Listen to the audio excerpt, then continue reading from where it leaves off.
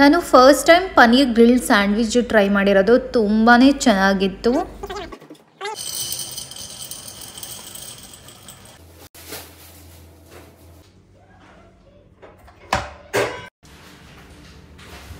Hey guys, welcome back to my channel. ಹೇಗಿದ್ದೀರಾ? ಎಲ್ಲರೂ ಚೆನ್ನಾಗಿದ್ದೀರಾ ಅಂತ ಅನ್ಕೊಳ್ತೀನಿ. ಇವತ್ತು ಮಾರ್ನಿಂಗ್ ಈಗ ಬ್ರೇಕ್ಫಾಸ್ಟ್ಗೆ ನಾನು ಪನ್ನೀರ್ ಗ್ರಿಲ್ ಸ್ಯಾಂಡ್ವಿಚ್ ಮಾಡ್ತೀನಿ. ಏನಿದೆ ಐಟಮ್ಸ್ ಅದರಲ್ಲೇ ಮಾಡ್ತೀನಿ. ಎಕ್ಸ್ಟ್ರಾ ಐಟಮ್ಸ್ ಎಲ್ಲ ಬೇಕು, ಅದೀಗ ಎಕ್ಸ್ಟ್ರಾ ವೆಜಿಟೇಬಲ್ಸ್ ಎಲ್ಲ ಬೇಕಾಗ್ತದೆ. ಅಂದರೆ ಕ್ಯಾಪ್ಸಿಕಮ್ ಇಲ್ಲ. ಅಂಡ್ ಏನಿದೆ ಅದರಲ್ಲಿ ಮಾಡಿ ತೋರಿಸ್ತೀನಿ. ಬನ್ನಿ ಈಗ ಫಟಾಫಟ್ ಮಾಡೋಣ. ಟೈಮ್ ಇಲ್ಲ, ಈಗ ಆಲ್ರೆಡಿ ಟೈಮ್ ಆಗಿದೆ, ಈಗ ಮಧ್ಯಾಹ್ನ ಆಗ್ತಾ ಬಂತು. ಸೊ ಬನ್ನಿ ಸ್ಟಾರ್ಟ್ ಮಾಡೋಣ. ಇದು ರೆಡಿಮೇಡ್ ಪನ್ನೀರ್ ತಂದಿರೋದು. ನನಗೆ ಮನೆಯಲ್ಲಿ ಪನ್ನೀರ್ ಮಾಡೋಕ್ಕೂ ಬರುತ್ತೆ, ಅದು ಇನ್ನೊಂದು ಸಲ ನಾನು ತೋರಿಸ್ತೀನಿ. ಆ್ಯಂಡ್ ಇದು ಮಾರ್ನಿಂಗ್ ಬ್ರೇಕ್ಫಾಸ್ಟಿಗೆ ಅಂತ ಇದನ್ನು ಗ್ರಿಲ್ ಮಾಡ್ಲಿಕ್ಕೆ ಅಂತಲೇ ತಂದಿರೋದು ಪನ್ನೀರು. ಸೊ ಬನ್ನಿ ಈಗ ಫಸ್ಟು ಪನ್ನೀರನ್ನು ಪ್ಯಾಕೆಟಿಂದ ಹೊರಗೆ ತೆಗಿವ. ಅದಾದಮೇಲೆ ಅದನ್ನು ಸ್ವಲ್ಪ ಫ್ರೈ ಮಾಡಬೇಕು ಆಯಿಲಲ್ಲಿ. 2 ಸ್ಯಾಂಡ್ವಿಚ್ಗೆ ಎಷ್ಟು ಬೇಕೋ ಅಷ್ಟೇ ಪನ್ನೀರ್ ತಗೊಳ್ತೀನಿ. ಒಂದೊಂದರಲ್ಲಿ 6 ಪನ್ನೀರ್ ಪೀಸಸ್ ಹಾಕ್ಕೊಳ್ತೀನಿ ಅಷ್ಟೇ, ಜಾಸ್ತಿ ಆದ್ರೂ ಚೆನ್ನಾಗಾಗಲ್ಲ. ಸೊ ಒಂದು ಸ್ಯಾಂಡ್ವಿಚ್ಗೆ ಒಂದು 5 ಪೀಸ್ ಪನ್ನೀರು ಬರುವ ಹಾಗೆ ತಗೊಂಡಿದ್ದೀನಿ.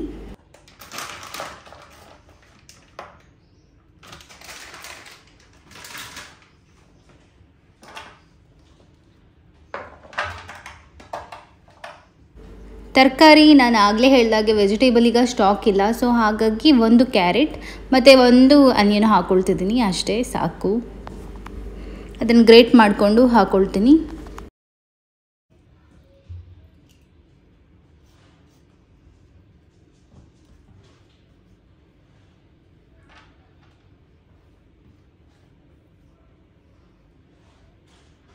ನನಗೆ ಆನಿಯನ್ ಕೈಯಲ್ಲಿ ಕಟ್ ಮಾಡೋದಂದರೆ ಇಷ್ಟನೇ ಇಲ್ಲ. ಯಾಕಂದರೆ ನನಗೆ ಸ್ವಲ್ಪ ಆನಿಯನ್ ಬೇರೆಯವ್ರು ಕಟ್ ಮಾಡ್ತಿದ್ರೇನು ನಂದು ಕಣ್ಣಲ್ಲಿ ಫುಲ್ ನೀರು ಬಂದುಬಿಡುತ್ತೆ, ಆಗೋದೇ ಇಲ್ಲ.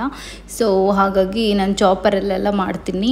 ಫಸ್ಟು ಕಟ್ ಮಾಡಿಕೊಂಡು ಚಾಪರ್ ಒಳಗಡೆ ಹಾಕಿ ಸಣ್ಣದಾಗಿ ಕಟ್ಟಾಗತ್ತೆ ಅದು ಆನಿಯನ್. ನಿಮ್ಗೇನಾದರೂ ಗೊತ್ತಿದ್ರೆ, ಅಂದರೆ ಆನಿಯನ್ ಕಟ್ ಮಾಡುವಾಗ ಕಣ್ಣಲ್ಲಿ ನೀರು ಬರಬಾರ್ದು ಆಯಿತಾ. ಸೊ ಆ ಥರ ನೀರು ಬರದೇ ಇರೋ ಥರ ಏನು ಮಾಡೋದು ನಿಮ್ಗೇನಾದರೂ ಗೊತ್ತಿದ್ರೆ ಕಾಮೆಂಟಲ್ಲಿ ತಿಳಿಸಿ ಆಯಿತಾ.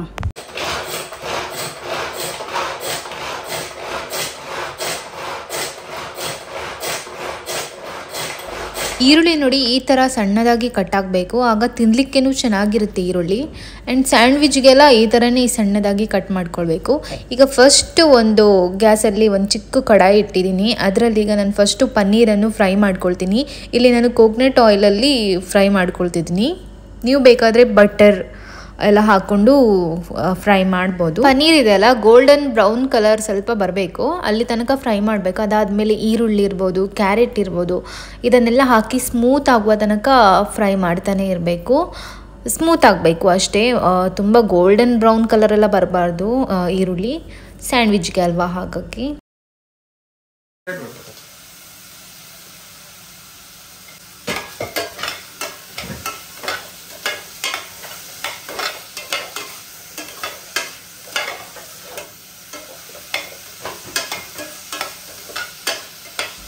ಇದಕ್ಕೆ ಒಂದು ಸ್ವಲ್ಪ salt, chilli powder, pepper powder ಎಲ್ಲ ಹಾಕ್ಕೊಳ್ತೀನಿ. ಹಾಕ್ಕೊಂಡು ಒಂದು ಮಿಕ್ಸ್ ಕೊಟ್ಟಾದಮೇಲೆ ಗ್ಯಾಸ್ ಆಫ್ ಮಾಡಿಬಿಡ್ತೀನಿ.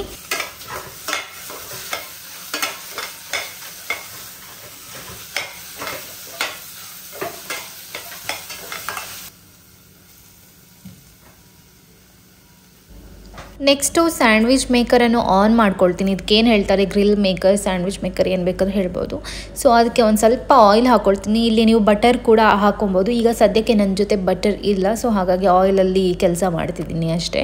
ಸೊ ನೆಕ್ಸ್ಟು 1-2 ಸ್ಲೈಸ್ ಬ್ರೆಡ್ ಇಡ್ತೀನಿ. ಇಲ್ಲ ಒಂದೊಂದೇ ಮಾಡ್ಕೊಳ್ಳೋದಾದರೆ ಮಾಡ್ಕೊಳ್ಬೋದು. ಸ್ಯಾಂಡ್ವಿಚ್ ನಾನು 2 ಒಟ್ಟಿಗೆ ಮಾಡ್ತೀನಿ, ನೋಡ್ತಿರ್ಬೋದು ಇಲ್ಲಿ ನೀವು.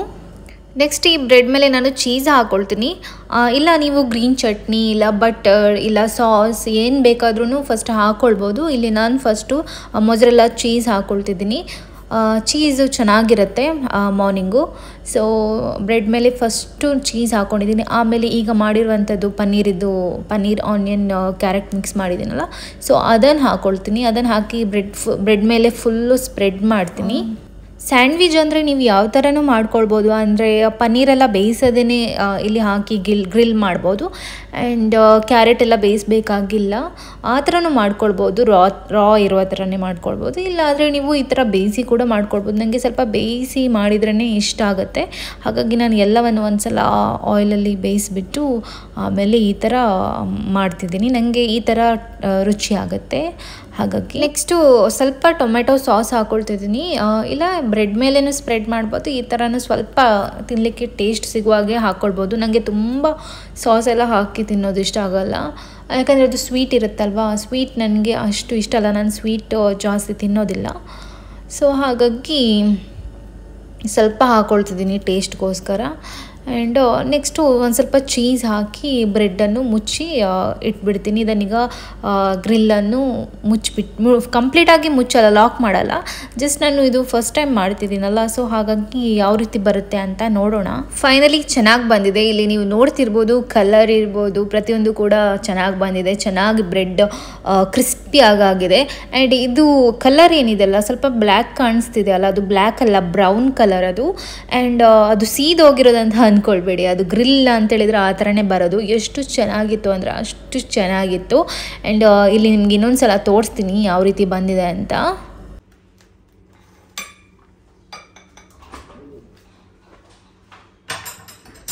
ಇದನ್ನು ಹಾಗೇ ತಿನ್ಬೋದು, ಇಲ್ಲ ಪೀಸ್ ಮಾಡಿ ಕೂಡ ತಿನ್ಬೋದು. ನಾನು 2 ಪೀಸ್ ಮಾಡ್ಕೊಳ್ತಿದ್ದೀನಿ. ಪೀಸ್ ಮಾಡಿಬಿಟ್ಟು ತಿಂದರೆ ಚೆನ್ನಾಗಿರುತ್ತೆ.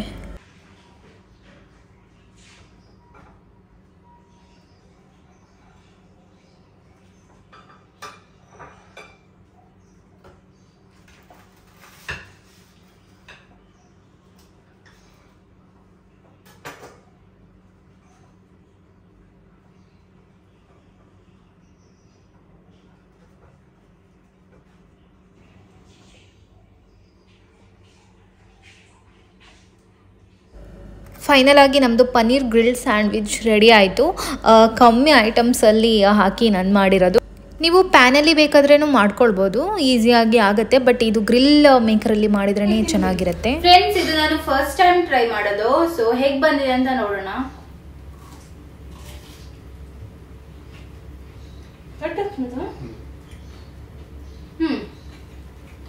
ಚೆನ್ನಾಗಿದೆ. ನೆಕ್ಸ್ಟ್ ಕೆಲಸ, ಕಿಚನಲ್ಲಿ ಕೆಲಸ. ಇದು ರೆಡ್ ಚಿಲ್ಲೀಸ್ ಇದೆ ಅಲ್ಲ, ಇದೆಲ್ಲ ನನಗೆ ನಮ್ಮಮ್ಮ ಒಣಗಿಸಿ ಡ್ರೈ ಮಾಡಿ ಎಲ್ಲ ಕೊಟ್ಟಿರೋದು. 2 ಪ್ಲಾಸ್ಟಿಕಲ್ಲಿ ಕಟ್ಟಿ ಕೊಟ್ಟಿದ್ದಾರೆ. ಆ್ಯಂಡ್ ಇಲ್ಲಿ ನಾನು ಬಾಕ್ಸಿಗೆಲ್ಲ ಹಾಕ್ಕೊಳ್ತಿದ್ದೀನಿ. ಈಗ ಎಲ್ಲ ಗ್ರೋಸರೀಸ್ ಏನು ತಂದಿದ್ದೀನಿ ಅದನ್ನೀಗ ಅರೇಂಜ್ ಮಾಡಿ ಇಡ್ತೀನಿ. ಆ್ಯಂಡ್ ಇಲ್ಲಿ ನೋಡ್ತಿರ್ಬೋದು, ಇದರಲ್ಲಿ 1 kg ಇದೆ ಏನೋ ಗೊತ್ತಿಲ್ಲ ಎಷ್ಟಿದೆ ಅಂತ. ಸೊ ಇದನ್ನೀಗ ಒಂದು ದೊಡ್ಡ ಬಾಕ್ಸಿಗೆ ಹಾಕಿ ಇಡ್ತಾ ಇದ್ದೀನಿ.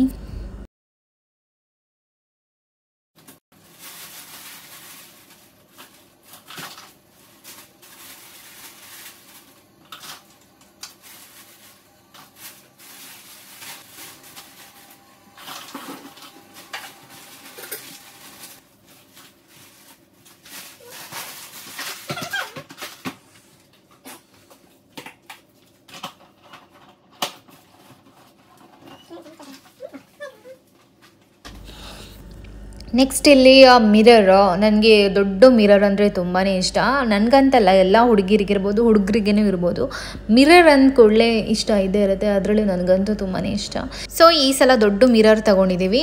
ಇದು ನೋಡ್ಲಿಕ್ಕೂ ಚೆನ್ನಾಗಿದೆ ಆ್ಯಂಡ್ ಸ್ಕ್ವೇರ್ ಶೇಪಲ್ಲಿದೆ. ಆ್ಯಂಡ್ ನನ್ನ ಹಸ್ಬೆಂಡ್ ನನಗೆ ಟೀಸ್ ಮಾಡ್ತಾಯಿದ್ರು, ಇನ್ನೂ ಚೆನ್ನಾಗಾಗುತ್ತೆ ಫುಲ್ಲು ದೊಡ್ಡ ಮಿರರು ಅಂತ. ಇಲ್ಲಿ ನೀವು ನೋಡ್ತಿರ್ಬೋದು ಅವರದ್ದು ಆ್ಯಕ್ಟಿಂಗ್, ನಾನು ಈ ಥರ ಎಲ್ಲ ಮಾಡ್ತೀನಿ ಅಂತ ಫುಲ್ಲು ತಮಾಷೆ ಮಾಡಿಕೊಂಡು ಹೋದರು. ಬಟ್ ಈ ಮಿರರ್ ನನಗೆ ತುಂಬಾ ಇಷ್ಟ ಆಯಿತು. ಮತ್ತು ನನ್ನ ಕೆಲಸ ಸ್ಟಾರ್ಟ್ ಆಯಿತು. ಇದಕ್ಕೆಲ್ಲ ತುಂಬಿಸಿ ಅರೇಂಜ್ ಮಾಡಿ ಇಡೋದು. ಇದು ರೈಸ್ ಫ್ಲೋರಾ ಇಲ್ಲ ವೀಟ್ ಫ್ಲೋರಾ ಏನು ಅಂತಲೇ ಗೊತ್ತಾಗಲ್ಲ. ಸೊ ನನ್ನ ಜೊತೆ ಈಗ ಲೇಬಲ್ ಇರಲಿಲ್ಲ. ನೆಕ್ಸ್ಟು ನಾನು ಇದು ಪ್ರತಿಯೊಂದಕ್ಕೂ ಲೇಬಲ್ ಅಂಟಿಸಿ ಅದರ ನೇಮ್ ಎಲ್ಲ ಬರೆದಿದ್ದೀನಿ. ಸೊ ನೆಕ್ಸ್ಟ್ ವೀಡಿಯೋದಲ್ಲಿ ನೀವು ನೋಡ್ಬೋದು. ಇದರಲ್ಲಿ ಲೇಬಲ್ಸ್ ಎಲ್ಲ ಹಾಕಲಿಲ್ಲ ನಾನು. ಆ್ಯಂಡ್ ಇದು ಫುಲ್ ಕನ್ಫ್ಯೂಷನ್, ಯಾವುದು ಫ್ಲೋರ್ ಅಂತಲೇ ಗೊತ್ತಾಗಲ್ಲ. ನಾವಿಲ್ಲಿ ಏನೇನೋ ಹೇಳ್ತಾ ತಮಾಷೆ ಮಾಡ್ತಾ ಆ್ಯಂಡ್ ಕಾಮಿಡಿ ಎಲ್ಲ ಮಾಡ್ತಾ ಕೆಲಸ ಮಾಡ್ತೀವಿ ಇಬ್ಬರು ಒಟ್ಟಿಗೆ ಸೇರಿ. ಆ್ಯಂಡ್ ನನ್ನ ಹಸ್ಬೆಂಡ್ ನೋಡಿ ಚೆಕ್ ಮಾಡೋದು.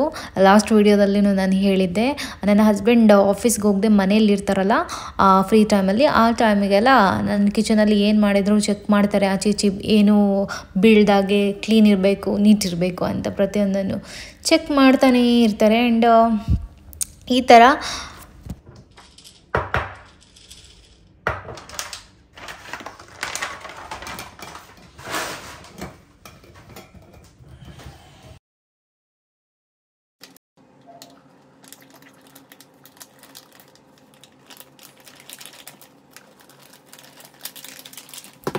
ಇದರಲ್ಲಿ ಕೆಲವೊಂದು ಗ್ಲಾಸ್ ಕಂಟೈನರ್ಸ್ ಇದೆ ಆ್ಯಂಡ್ ಕೆಲವು ಪ್ಲಾಸ್ಟಿಕ್ ಇದೆ. ಆ್ಯಂಡ್ ಎಲ್ಲನೂ ಗ್ಲಾಸ್ ಬೇಡ ಅಂತ, ಯಾಕಂದರೆ ಕೆಲವೊಂದು ಸಲ ನಾವು ಅರ್ಜೆಂಟಲ್ಲಿ ಕುಕಿಂಗ್ ಮಾಡ್ತಾ ಇರ್ತೀವಿ, ಅರ್ಜೆಂಟಲ್ಲಿ ಏನಾದರೂ ಬೇಕಾಗುತ್ತೆ. ಸೊ ಆಗ ಸಡನ್ನಾಗಿ ಕೆಳಗೆ ಬಿದ್ದರೆ ಗ್ಲಾಸ್ ಕಂಪ್ಲೀಟಾಗಿ ಒಡೆದೋಗುತ್ತೆ. ಸೊ ಹಾಗಾಗಿ ಕೆಲವೊಂದು ಗ್ಲಾಸ್ ಕಂಟೈನರ್ಸ್ ಆ್ಯಂಡ್ ಕೆಲವೊಂದು ಪ್ಲಾಸ್ಟಿಕ್ ಕಂಟೈನರ್ಸ್ ತಗೊಂಡಿದ್ದೆ. ಈಗ UAE ಫುಲ್ಲು ಚಳಿ ಇಲ್ಲಿ, ನಾವಿರೋದು ಅಬುಧಾಬಿಯಲ್ಲಿ, ನಿಮಗೆಲ್ಲರಿಗೂ ಗೊತ್ತೇ ಇದೆ. ಆ್ಯಂಡ್ ಈಗ ಫುಲ್ಲು ಕೋಲ್ಡ್ ಸೀಸನ್, ತುಂಬ ಚಳಿ. ನನಗೆ ನಾನು ಬೇರೆ ವಿಡಿಯೋದಲ್ಲೇನೂ ಹೇಳಿದ್ದೆ, ನನಗೆ ಈ ಕೋಲ್ಡ್ ಅಂದರೆ ಇಷ್ಟನೇ ಇಲ್ಲ. ಈಗ ನನ್ನ ವಾಯ್ಸ್ ಕೂಡ ನೀವು ನೋಡ್ತಿರ್ಬೋದು, ಸ್ವಲ್ಪ ಚೇಂಜ್ ಆಗಿದೆ ಆ್ಯಂಡ್ ಕೋಲ್ಡ್ ಅಲ್ವಾ, ಸೊ ಹಾಗಾಗಿ. ಆ್ಯಂಡ್ ಇದು ಹುಳಿ, ಇದು ಕೂಡ ನಾನು ಊರಿಂದ ತಂದಿರೋದು. ನಮ್ಮ ಮನೆಯಲ್ಲಿ ಯಾವುದು ಹುಳಿ ಯೂಸ್ ಮಾಡ್ತಾರೆ, ನಮ್ಮಮ್ಮ ಅದೇ ಪ್ಯಾಕ್ ಮಾಡಿ ಕೊಟ್ಟಿದ್ದಾರೆ. ಆ್ಯಂಡ್ ಇದನ್ನು ಕೂಡ ಇಡ್ತಿದ್ದೀನಿ. ಇದನ್ನು ನಾನು ಪ್ಲಾಸ್ಟಿಕ್ ಜೊತೆಗೇ ಒಂದು ಬಾಕ್ಸಲ್ಲಿ ಹಾಕಿ ಇಡ್ತಿದ್ದೀನಿ, ಅದನ್ನು ಮತ್ತೆ ತೆಗೆಯೋದೇ ಯಾಕೆ ಅಂತ. ಫೈನಲ್ ಆಗಿ ಎಲ್ಲ ಕಂಟೈನರ್ಸ್ಗೆ ತುಂಬಿಸಿ ಆಯಿತು. ಇನ್ನೂ ಬೇಕಾಗಿದೆ ಈ ಥರ ಬಾಕ್ಸ್ ಎಲ್ಲ, ಯಾಕಂದರೆ ಇನ್ನೂ ತುಂಬಿಸೋಕ್ಕೆ ತುಂಬಾ ಇದೆ. ಈಗ ಅರೇಂಜ್ ಮಾಡಿ ಇಡುವ ಟೈಮ್ ಆ್ಯಂಡ್ ಸ್ವಲ್ಪನೇ ನಿಧಾನವಾಗಿ ಅರೇಂಜ್ ಮಾಡ್ತಾನೇ ಇದ್ದೀವಿ. ಆ್ಯಂಡ್ ಇದಕ್ಕೆಲ್ಲ ಒಂದು ಲೇಬಲ್ ಅಂತ ಇದ್ದರೆ ಚೆನ್ನಾಗಿ ಕಾಣಿಸ್ತದೆ ಅಂತ ನನಗನ್ಸುತ್ತೆ. ಇಲ್ಲಾಂದರೆ ನೋಡಿ ಈ ಥರ ಪ್ಲೇನಾಗಿ ಕಾಣಿಸುತ್ತೆ. ನೆಕ್ಸ್ಟು ವ್ಲಾಗಲ್ಲಿ ನಾನು ಲೇಬಲ್ ಹಾಕಿ ಯಾವ ಥರ ಬರೆದಿದ್ದೀನಿ ಆ್ಯಂಡ್ ಯಾವ ಥರ ಕಾಣಿಸುತ್ತೆ ಅಂತ ನಿಮಗೆ ತೋರಿಸ್ತೀನಿ, ಆಯಿತಾ.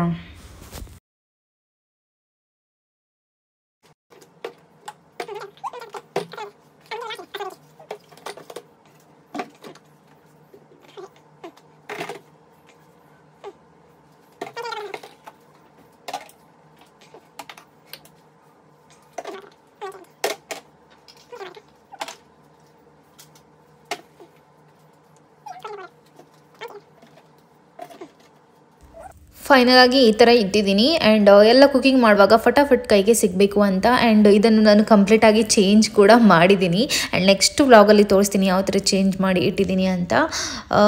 ಈಗ ನೆಕ್ಸ್ಟು ನಾವೀಗ ಈವ್ನಿಂಗ್ ಟೈಮ್ ನಾವೀಗ ಹೊರಗೆ ಹೊರಟಿದ್ದೀವಿ. ಆ್ಯಂಡ್ ನನ್ನ ಹಸ್ಬೆಂಡ್ಗೆ ಯಾರಿಗೋ ಮೀಟ್ ಆಗಲಿಕ್ಕಿತ್ತು, ಸೊ ಹಾಗಾಗಿ ಹೊರಗಡೆ ಹೊರಟಿದ್ದೀವಿ. ನಮ್ಮದು ವಿಲ್ಲಾದು ಹೊರಗಡೆ ಈ ಥರ ಕಾಣಿಸುತ್ತೆ. ಈಗ ಈವ್ನಿಂಗ್ 4:30 5 o'clock ಎಷ್ಟು ಆಗಿತ್ತು ಅಷ್ಟೇ. ಸೊ ಎಷ್ಟು ಕ್ಲೀನ್ ಇದೆ, ಎಷ್ಟು ನೀಟ್ ಇದೆ ಅಲ್ವಾ. ಸೊ ನಮಗೆ ಹೊರಗೆ ಬಂದರೆ ಈ ಥರ ಇಲ್ಲೆಲ್ಲ ವಾಕಿಂಗ್ ಮಾಡ್ಬೋದು. ನಾನು ಡೈಲಿ ವಾಕ್ ಮಾಡಿಕೊಂಡು ಎಂಡಿಂದ ಈ ಎಂಡ್ ತನಕ ವಾಕ್ ಮಾಡ್ತೀನಿ. ಆ್ಯಂಡ್ ತುಂಬ ಚೆನ್ನಾಗಿರುತ್ತೆ, ತುಂಬ ಕಾಮ್ ಆಗಿರುತ್ತೆ ಏರಿಯಾ. ಫ್ರೆಂಡ್ಸ್, ಈಗ ಸ್ವಲ್ಪ ಹೊರಗೆ ಹೋಗ್ತಿದ್ದೀವಿ.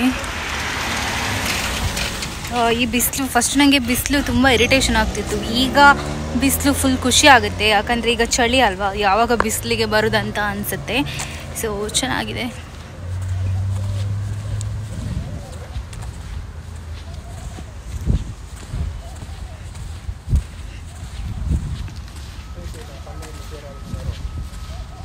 ಲಾಸ್ಟ್ ಟೈಮ್ ನಾವು ಬೇರೆ ವಿಲ್ಲಾದಲ್ಲಿ ಇದ್ವಿ. ಸೊ ಆಗ ಅಲ್ಲಿ ಹತ್ತಿರದಲ್ಲಿ ಬೇರೆ ಬೇರೆ ವಿಲ್ಲಾಸ್ ಇತ್ತು ಆ್ಯಂಡ್ ತುಂಬ ಊರಿನ ಜನಗಳು, ಬೇರೆ ಜನಗಳೆಲ್ಲ ಇದ್ದರು. ಆ್ಯಂಡ್ ಒಂದೊಂದು ಅರಬ್ ಅವ್ರದ್ದು ಮನೆ ಇತ್ತು. ಬಟ್ ಈ ಸಲ ನಾವು ಮಾಡಿರೋ ಜಾಗದಲ್ಲಿ ಕಂಪ್ಲೀಟಾಗಿ ನಮ್ಮದು ಮಧ್ಯದಲ್ಲಿ ಒಂದೇ ವಿಲ್ಲಾ ಇರೋದು. ಆ್ಯಂಡ್ ಕಂಪ್ಲೀಟಾಗಿ ಲೋಕಲ್ ಅರಬ್ಸ್ ಅವ್ರದ್ದು ಮನೆ ಇರುವ ಜಾಗದಲ್ಲೇ ಮಾಡಿರೋದು. ಲಾಸ್ಟ್ ನಾನೀಗ ನಡ್ಕೊಂಡು ಬಂದೆ ಅಲ್ವಾ, ಸೊ ಅಲ್ಲೆಲ್ಲ ನಿಮಗೆ ಹಿಂದೆಯಲ್ಲಿ ಬಿಲ್ಡಿಂಗ್ಸ್ ಕಾಣಿಸ್ತಿತ್ತಲ್ಲ, ಅದೆಲ್ಲ ಅರಬ್ಸ್ ಅವ್ರದ್ದು ಮನೆಗಳು. ಈ ಥರ ಇದ್ದರೆ ಏರಿಯಾ ಎಲ್ಲ ತುಂಬ ಒಂಥರ ಕಾಮ್ ಆಗಿರುತ್ತೆ, ಫುಲ್ ಶಾಂತಿ ಇರುತ್ತೆ, ಒಂದು ಶಬ್ದನೇ ಇರಲ್ಲ, ಚೆನ್ನಾಗಿರುತ್ತೆ. ಆ್ಯಂಡ್ ಇದು ನನ್ನ ಹಸ್ಬೆಂಡ್ ಅವರು ಮೀಟ್ ಮಾಡಲಿಕ್ಕೆ ಬಂದಿದ್ರಲ್ಲ, ಸೊ ಅಲ್ಲಿ ನಾನು ಹೊರಗೆ ಈ ಥರ ಬರ್ಡ್ಸ್ ನೋಡಿದೆ ಆಯಿತಾ. ಈ ಥರ ತುಂಬ ರೇರಾಗಿ ನಿಮಗೆ ಸಿಗುತ್ತೆ ನೋಡಲಿಕ್ಕೆ ಎಲ್ಲಿನೂ.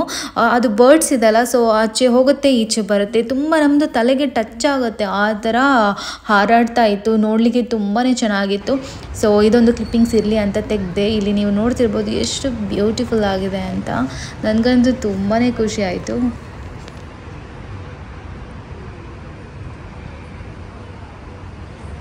ಎಷ್ಟು ಬ್ಯೂಟಿಫುಲ್ ಆಗಿದೆ ಇದು ಬರ್ಡ್ಸು.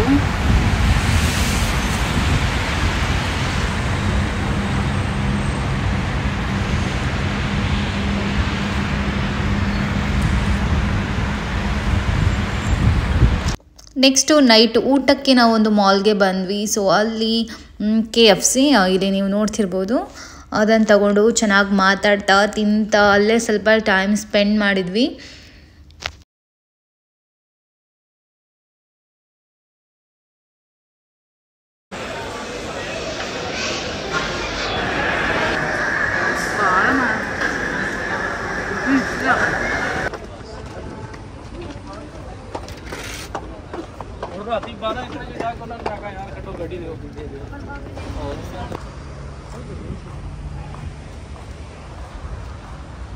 बोल दी तरकार